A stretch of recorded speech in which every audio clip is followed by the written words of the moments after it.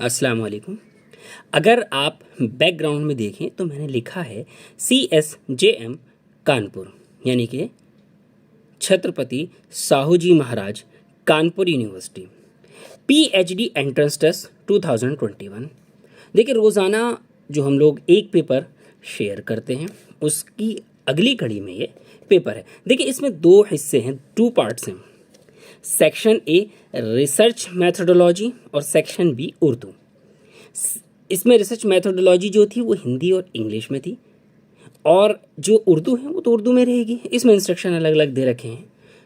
اب دیکھیں پہلی بار کوشچن پیپر کو بہت الگ طریقے سے کیا ہے، اس کے سارے آپشن کو الگ الگ طریقے سے حل کیا ہے، سالوڈ کیا ہے. دیکھیں اس میں 1 سے لے کے 50 تک میتھڈولوجی کے تھے، یعنی کہ طریقہ تحقیق کے، اور اس کے بعد میں 51 سے لے کر آگے تک سوالات جو ہیں وہ اردو میں ہیں. دیکھیں غزل اردو شاعری کی آبرو ہے، کس کا قول ہے؟ رشید احمد صدیقی کا بڑا مشہور یہ قول ہے. اگلا سوال، اب یہ دیکھیے ولی دکنی کا دیوان دہلی کس سال پہنچا؟ اب یہ دیکھیے کہ ولی دکنی کا جو دیوان ہے وہ 1718 میں مسعود حسین خان اور دیگر لوگوں کے نزدیک 1718 میں، اور مصحفی کے بقول 1719 میں پہنچا. یعنی کہ 1718 اور 1719 میں کوئی ایک دیا جائے گا، 1718 اور 1719 یہ ہوا. اس کے بعد میں اگلا سوال ہے، اعجاز و اختصار کس شعری صنف کی خصوصیت ہے؟ دیکھیں مثنوی بہت لمبی ہوتی ہے، مرثیہ بھی، قصیدہ بھی سب بڑے ہوتے ہیں. غزل بالکل مختصر ہوتی ہے کیونکہ وہ ایک شعر میں مکمل مطلب رکھتی ہے. اب یہ دیکھیے سوال نمبر 54، غزل کس کا شعری مجموعہ ہے؟ پہلی چیز کہ غزل جو ہے وہ مجروح سلطان پوری کا یہ شعری مجموعہ ہے، اور جب یہ شائع ہوا تو اس وقت کا انتصاب جو ہے وہ راجندر سنگھ بیدی کے نام تھا. 1953 یعنی 1953 میں جو ہے مجروح سلطان پوری نے اس کو پبلش کیا، اور اس کے بعد میں یہ دوسری بار اضافے کے ساتھ میں شائع ہوا، اور اس کا نام بھی بدل دیا گیا مشعل جاں. یعنی کہ غزل بھی وہی اور مشعل جاں بھی وہی ہے اگر ایک طریقے سے مانا جائے، اور یہ مشعل جاں 1991 میں 1991 میں شائع ہوا. اگلا سوال، سوال نمبر 55، درج ذیل میں کون سا شعری مجموعہ جگر مراد آبادی کا ہے؟ جگر مراد آبادی کا آتش گل 1954 کا ہے، اور اس پر ساہتیہ اکیڈمی ایوارڈ ان کو ملا ہے.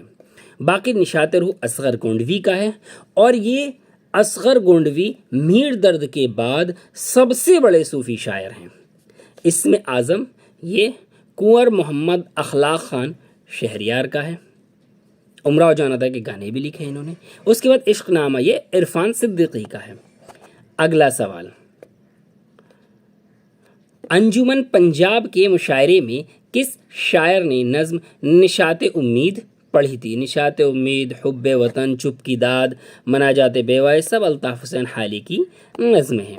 اگلا سوال، درج ذیل میں کس شاعر نے بچوں کے لیے سب سے زیادہ نظمیں لکھی؟ تو اسماعیل میرٹھی بچوں کی نظم لکھنے کی وجہ سے بچوں کے شاعر کہلاتے ہیں. اگلا سوال، نظم تنہائی کے شاعر کی نشاندہی کیجیے.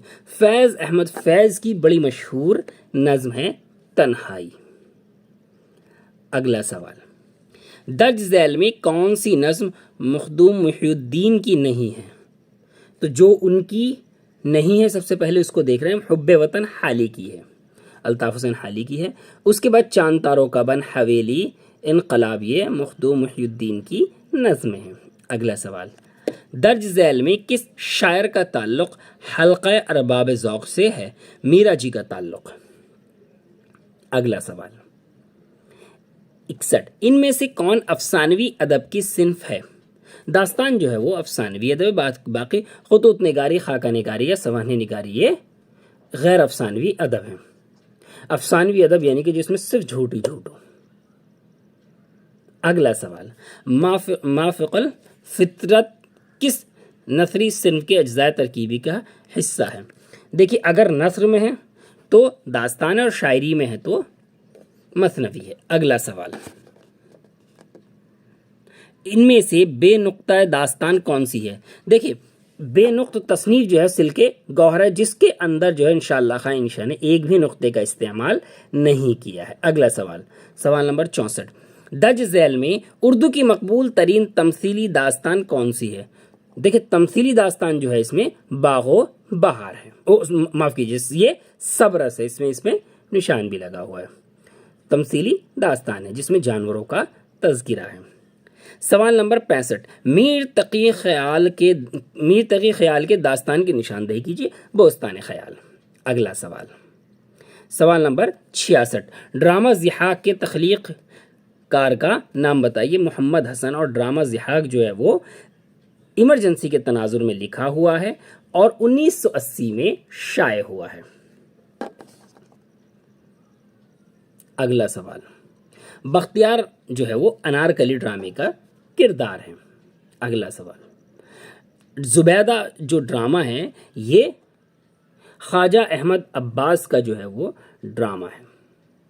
اگلا سوال، ناول امراؤ جان ادا کس سال شائع ہوا؟ دیکھیے ناول امراؤ جان ادا کو ورما برادرز نے 1899 میں شائع کیا تھا۔ ہے کس کا یہ بہت اچھی طریقے سے جانتے ہیں آپ، بیانیہ ناول ہے، آپ بیتی کی طرز میں لکھا ہوا ہے۔ اس کے بعد میں ناول فسانہ آزاد کس اخبار میں قسطوار شائع ہوا؟ سب سے پہلی چیز تو یہ ہے کہ فسانہ آزاد تبازاد نہیں ہے، مگل دی سرونٹس کا جو ہے یہ ترجمہ ہے،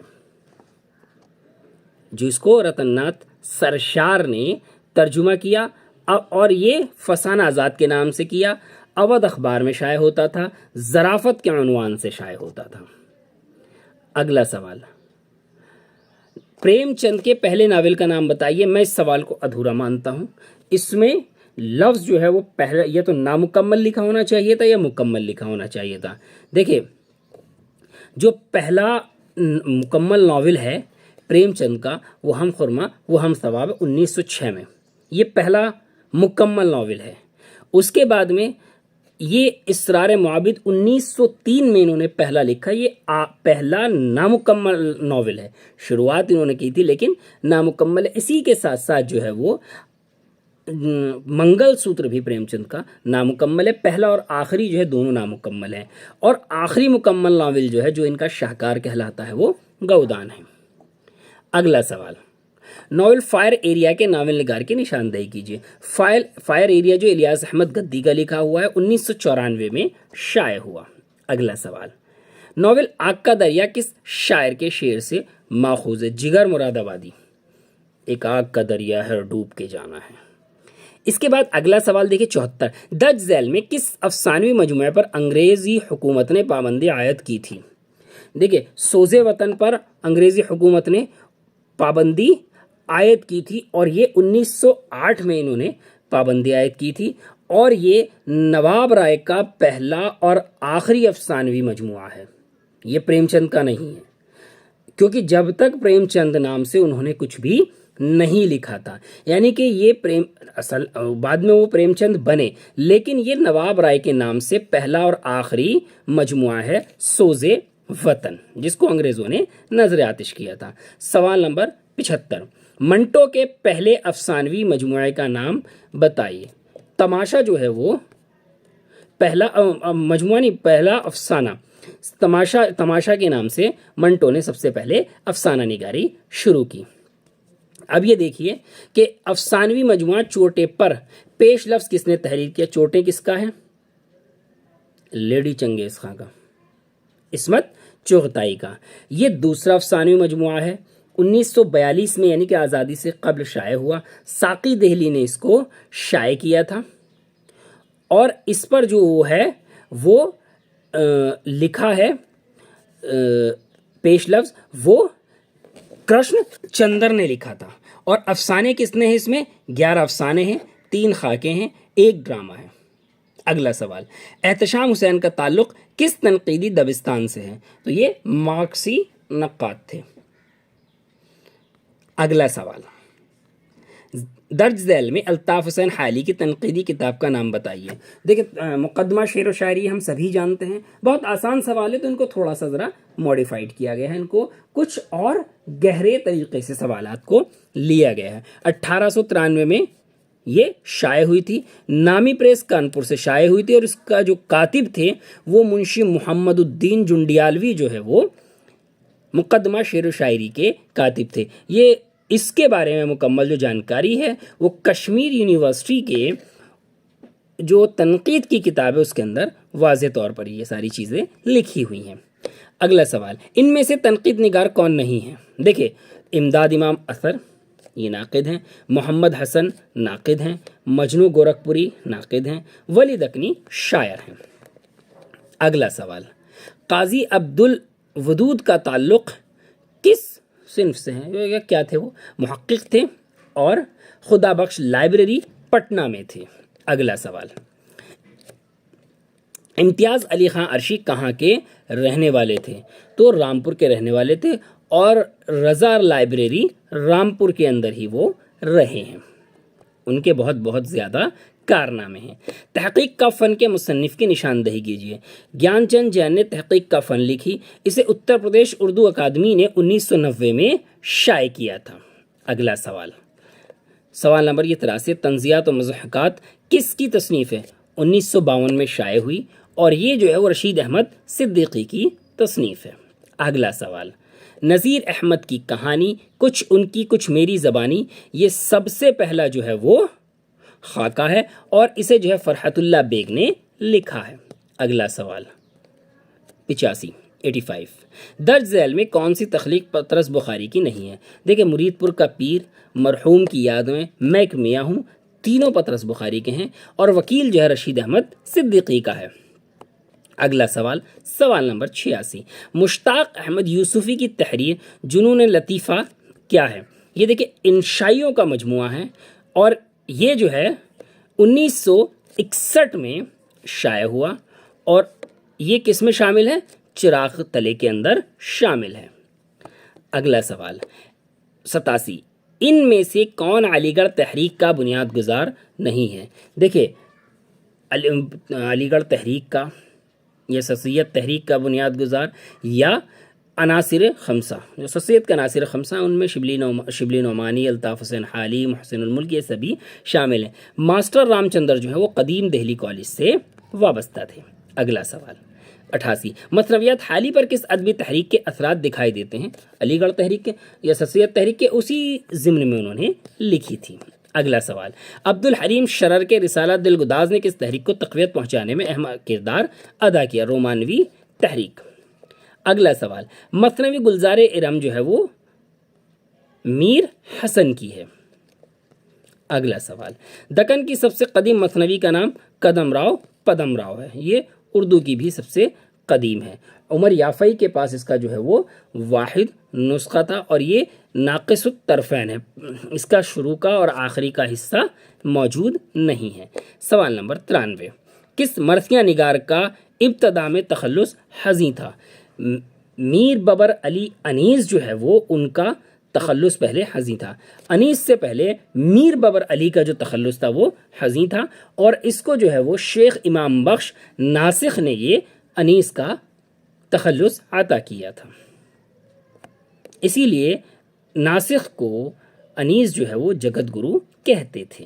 اگلا سوال، سراپا کس صنف شاعری کے اجزاء ترکیبی میں آتا ہے؟ یہ کس میں آتا ہے؟ مرثیہ میں، اور یہ جو ہے وہ چہرے کے بعد دوسرے نمبر پر آتا ہے۔ اگلا سوال 95، ہندوستان ہند آریائی ارتقاء کو 3 ادوار میں تقسیم کیا جاتا ہے۔ اگلا سوال 96، کس کا قول ہے کہ اردو کا ہیولا وادی سندھ میں تیار ہوا؟ سید سلیمان ندوی، اور یہ کس کتاب میں کہا انہوں نے؟ سندھ میں اردو۔